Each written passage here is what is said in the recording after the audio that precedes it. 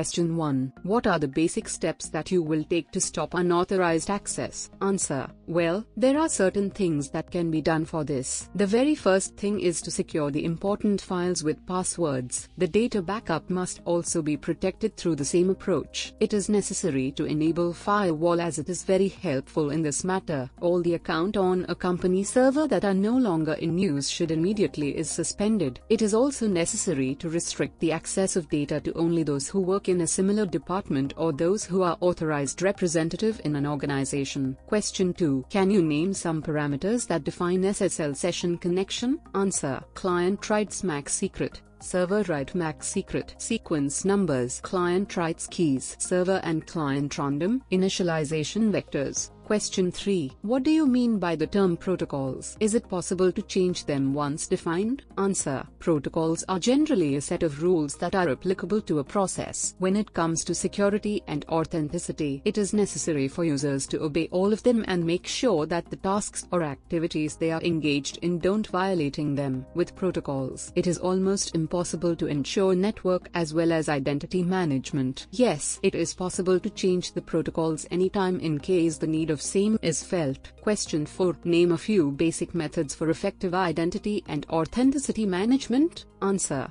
Using a username and a password approach is one of the common and in fact the best way to manage them. In addition to this, securing users' personal information is also helpful in this manner. Finger touch sensors are other methods that are quite common in the present scenario. Question 5. How you will define an identity? Why it is necessary in an organization? Answer. It is basically a set of information and data that is used to identify a user or a group. With having identity, it is not possible to ensure a secure environment in an organization. In addition to this, there are certain conflicts that can be created and machines often fail to perform their tasks. Question 6. What exactly do you know about the access management and identity management? Answer. Access management assures web access management such as authorizing users to accomplish a task, authentication, avoiding fraud and handling other similar tasks. On the other side, identity management helps clients to simply manage identity lifecycle of those who work in an organization.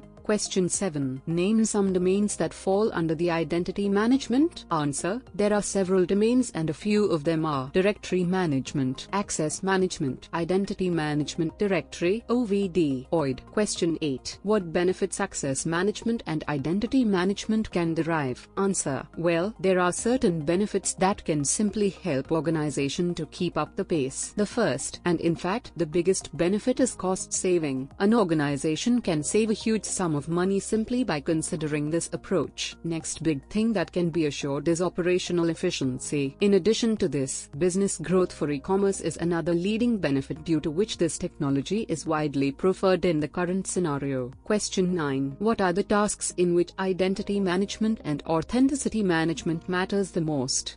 Answer. There are certain tasks in an organization that are not revealed to all the employees. They need to be kept secret. However, sometimes employees need to be engaged in them. When they are allowed broader access to the information, it's necessary to manage the same. There are certain chances while dealing on a special project that information may leak and businesses have to bear huge loss. Question 10. What do you mean by the term authentication? Why it is necessary? Answer. It is basically a process that seems simple but in actual it is very complex. Any users have to prove his/her identity and have to provide a lot of credentials before access is allowed to the information or data. All such credentials are considered as authentic. It is necessary to make sure that no unauthorized person will gain access to confidential information or any data that can put a business on risk. Question 11. What exactly do you know about authorization? Is it different from authentication? Answer. It decides whether a user is allowed to explore some data or information is not. It is possible for them to make requests to the network administrators or departments heads to gain access. It is basically performed through user's access point as well as its URL. There are certain policies that restrict the access of data. Both authorization and authentication are different approaches. The common thing in both of them is they contribute together to enhance the security of the information in a business. Question 12. What do you know about the URL manipulation? Answer. It is an attack basically that hackers consider for manipulating the URL of a website. This is done to get access to the critical information. However, it is possible to stop them from performing this task.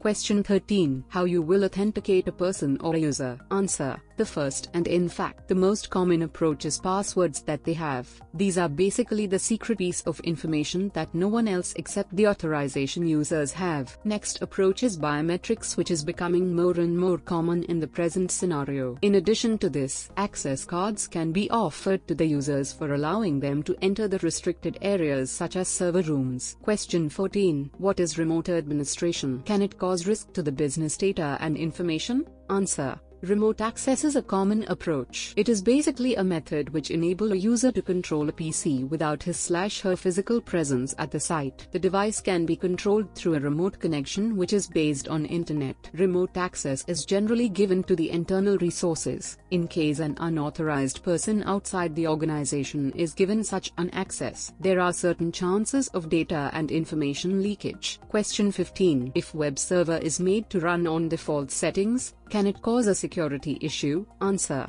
Yes, there are certain chances for that. Actually, web servers on default settings are vulnerable to hackers and attackers. It can even fail secure access management and can create issues such as data loss and leakage in no time. The server settings must be customized based on software and application that are used in an organization for the purpose of protecting the data.